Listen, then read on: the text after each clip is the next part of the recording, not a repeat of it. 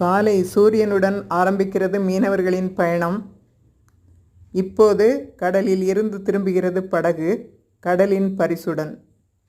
வலையில் மாட்டியிருக்கின்ற வெவ்வேறு வகை மீன்கள், நண்டுகள் ஒவ்வொன்றாக எடுத்து பிரிக்கிறார்கள், அனுபவம் கலந்த கூர்மையான பார்வையுடன்.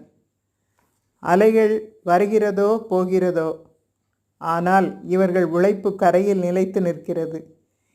இது ஒரு வேலை மட்டுமல்ல, இது ஒரு தலைமுறைகள் தொடரும் வாழ்க்கை.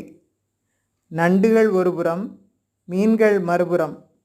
இந்த ஒழுங்கும் நேர்த்தியும் கடலை போன்ற பெரிய மனதையும் இந்த மனிதர்கள் கொண்டிருக்கிறார்கள். அவர்கள் கைகளில் தெரியும் கடலின் கதைகள்.